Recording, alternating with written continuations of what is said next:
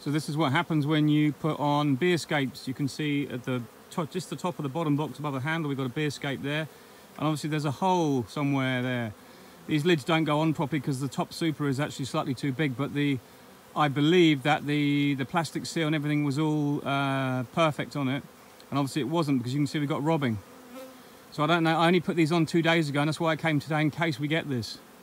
So it just highlights how careful you've got to be. Because as soon as you put on that bee escape, you're isolating that honey super from the box underneath. And as soon as you do that, it becomes completely on its own and liable to robbing if there's any holes. And I've seen last year I had one box completely empty, I think 18 kilos of honey gone in a day. This time of year there's nothing around. You can see how bone dry it is. All these hives are waiting to have their supers taken off, and I see this and I'm thinking every second that passes is another few seconds where that honey super is becoming emptied. But hey ho, that is beekeeping.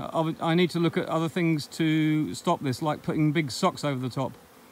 I don't know if you've seen Ian Stepler. He has a great idea where he got some material to basically put over the top of the hives, and it helps old boxes that don't fit correctly not to be robbed out.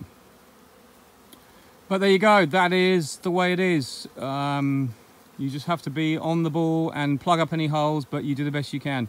I also use a lot of duct tape, but I don't think this is actually too bad, because it looks like there's one tiny hole, so I don't think there'll be a huge amount stolen. But what else can you do? One of those things.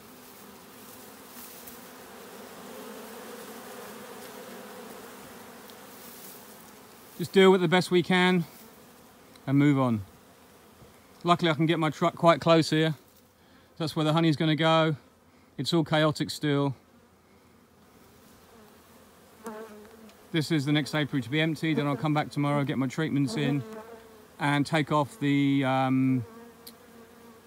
bee escapes and then move them to the next ones.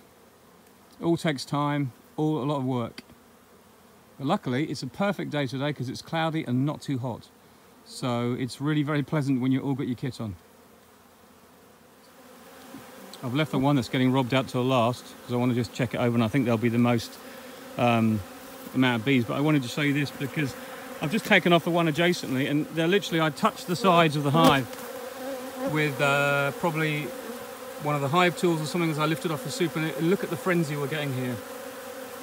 They are literally on nothing. There's nothing there for them. The bee escape's still in place. The top box is just at an angle, but they are just like they're possessed. They are totally on this honey frenzy, and that's what robbing is all about. Once they get going, for example, if you go to an apiary when there's no nectar around and you start working, you spill some honey, within 20 minutes this is what you get on everything. It's just an absolute frightener. If you go in an apiary, you're going quietly and you just make sure you don't leave anything out anywhere. Look at this. It's because they're over this side, they're all robbing there, so it's in the same place at an instant. But the colony underneath is completely intact.